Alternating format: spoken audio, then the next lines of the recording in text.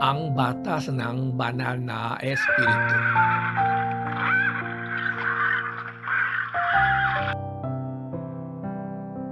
Ang mga numano ay ang salita ng katotohanan na nagpapaunawa sa atin ng ating orihinal na kasalanan. Ang batas ng buhay na humahantong sa kaligtasan ay natutupad sa pamamagitan ng pananampalataya kay Jesus upang magbunga ng bunga ng Espiritu na humahantong sa kabanalan. Ito ang salita ng buhay na walang hanggan na hindi mahihiwalay sa pag-ibig ni Kristo. Sumulat si Apostol Pablo upang himukin ang mga Hudyo.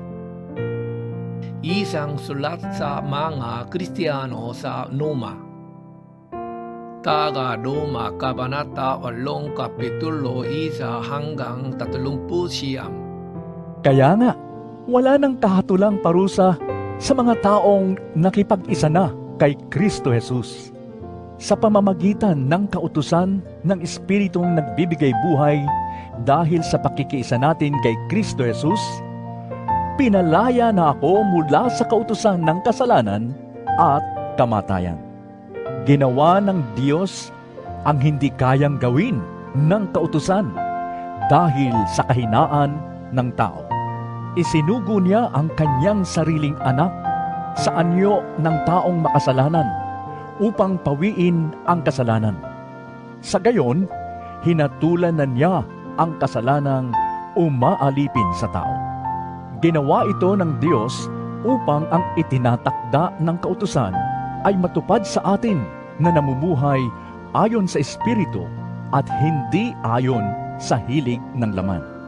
Ang mga namumuhay ayon sa hilig ng laman ay walang pinapahalagahan kundi ang mga bagay na ukol sa laman. Ngunit ang mga namumuhay ayon sa Espiritu ay nagpapahalaga sa mga bagay na espiritual. Ang pagsunod sa hilig ng laman ay naghahatid sa kamatayan. Ngunit ang pagsunod sa Espiritu ay nagdudulot ng buhay at kapayapaan. Kaya nga, kapag itinutuon ng tao ang kanyang pag-iisip sa mga hilig ng laman, siya ay nagiging kaaway ng Diyos, sapagkat hindi siya nagpapasakop sa batas ng Diyos at sadyang hindi niya ito magagawa. At ang nabubuhay ayon sa hilig ng laman ay hindi maaaring kalugdan ng Diyos. Ngunit, hindi na kayo namumuhay ayon sa laman, kundi ayon sa Espiritu. Sa katunayan, naninirahan sa inyo ang Espiritu ng Diyos.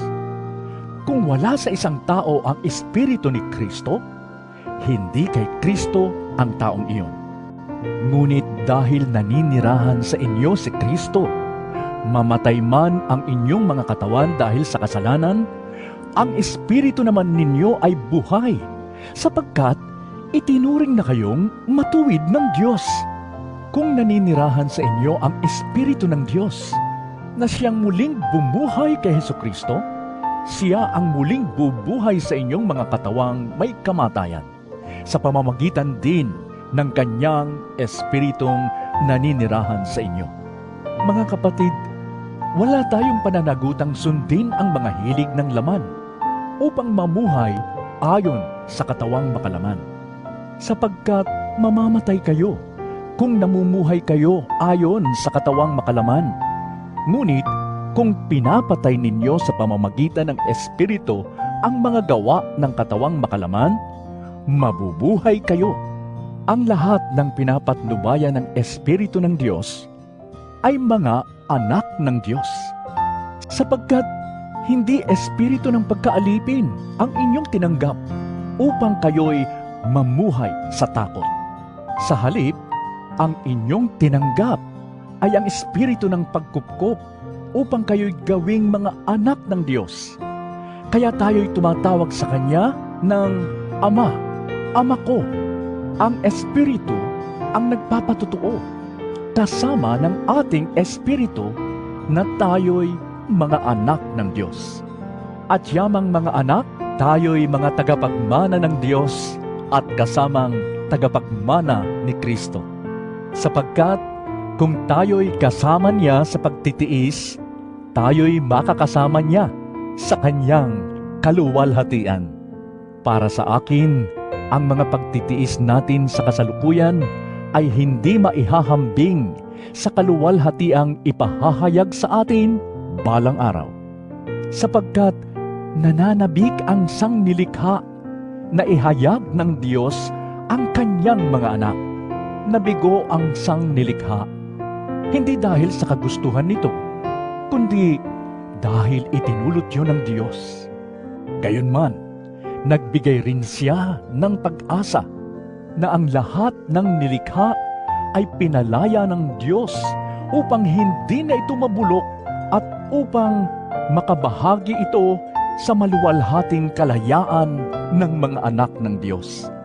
Alam nating hanggang ngayon dumaraing ang sangnilikha dahil sa matinding hirap na tulad ng isang nanganganak. At hindi lamang ang sangnilikha, kundi tayong mga tumanggap na ng Espiritu bilang unang kaloob mula sa Diyos ay dumaraing din habang hinihintay natin ang paghahayag ng ating pagiging mga anak ng Diyos at ang pagpapalaya sa ating mga katawan.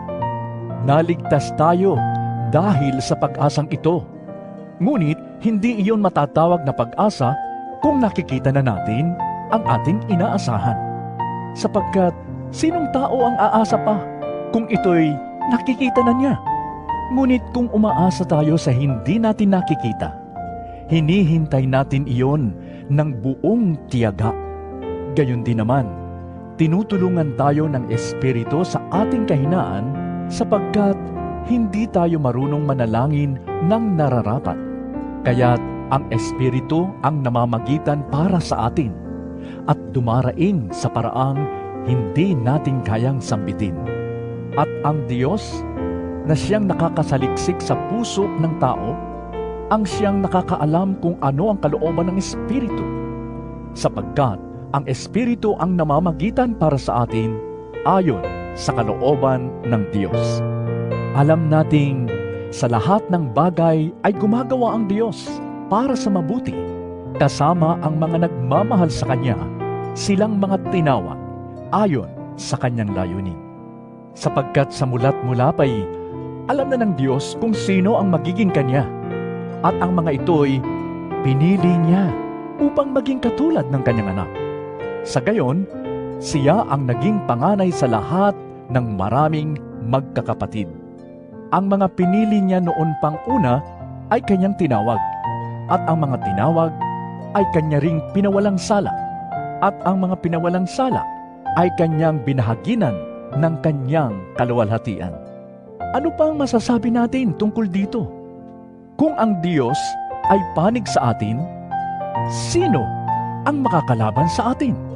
Kung ang sarili niyang anak ay hindi niya ipinagkait, sa halip ay ibinigay para sa ating lahat, hindi kaya niya ibibigay ng masagana sa atin ang lahat ng bagay?